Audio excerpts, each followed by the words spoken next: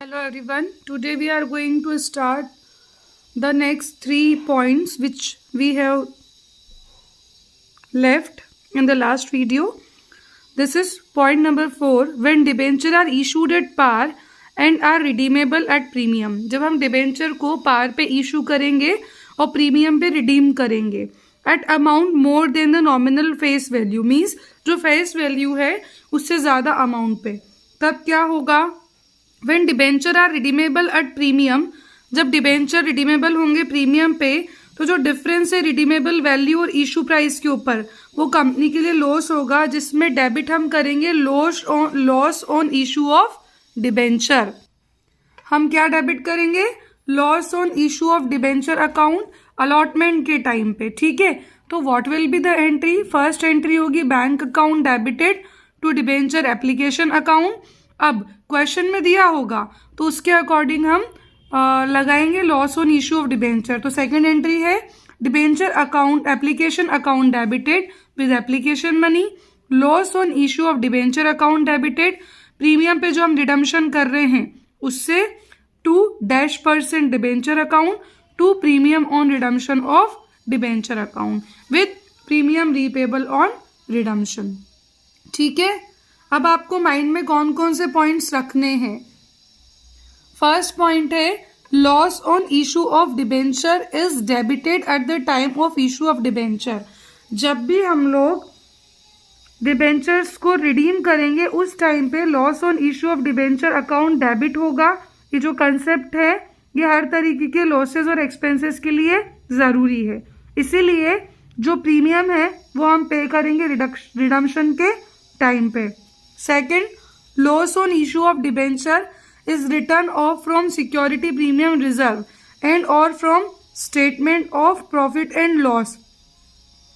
जो loss on issue of debenture है वो रिटर्न ऑफ होगा सिक्योरिटी प्रीमियम रिजर्व के अकाउंट से और स्टेटमेंट ऑफ P&L अकाउंट में। ओके, फिर loss on issue of debenture account expense account में जाएगा, premium on redemption of debenture account liability account में जाएगा। Premium on redemption of debenture account debit होगा पेमेंट के टाइम पे जब भी हम रिडम्पशन करेंगे। अभी एक इलस्ट्रेशन है, हम लोग वो सॉल्व करते हैं। So here is the illustration. Debenture are issued at par and are redeemable at premium. Debenture issue तो हुए पार पे और रिडीम हुए प्रीमियम पे। Blue Limited issued 8,09% debenture of 100 each. Blue Limited ने 8 लाख रुपए के डिबेंचर इशू की और एक डिबेंचर का प्राइस है 100 रुपए। 8 लाख डिवाइडेड बाय 100 मतलब 8,000 डिबेंचर। रिडीम किए 10% प्रीमियम पे, तो 100 रुपए का तो है ही, 100 का 10% प्रीमियम मीन्स 10 रुपए, तो टोटल हो गया 110 at the end of the 6th year के एंड पे। तो हम देखते हैं क्या होगा। Bank account debited to debenture application and allotment account 8 lakh. Debenture application and allotment account debited, loss on issue of debenture account, क्योंकि हम यहाँ पे रिडीम कर रहे हो, रिडीम करते टाइम पैसा प्रीमियम पे दे रहे हैं, इसीलिए जो प्रीमियम है वो हमारे लिए एक्सपेंस हो गया।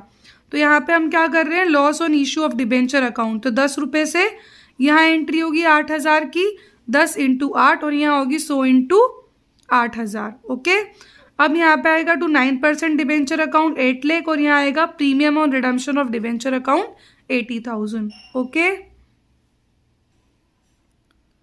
फिर हमारा नेक्स्ट टॉपिक है when debenture are issued at discount. जब डिबेंचर डिस्काउंट पे इशू किए हैं लेकिन रिडीम किए हैं प्रीमियम पे, तब क्या होगा? कंपनी को लॉस 2 बार हो जाएगा, है ना।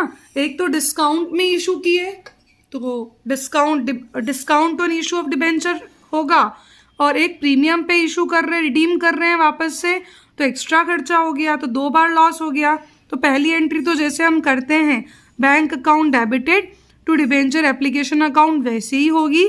नेक्स्ट एंट्री होगी debenture application account debited discount on issue of debenture. जब हमने इशू किया और जो डिस्काउंट दिया उसकी एंट्री ये रही डेबिट।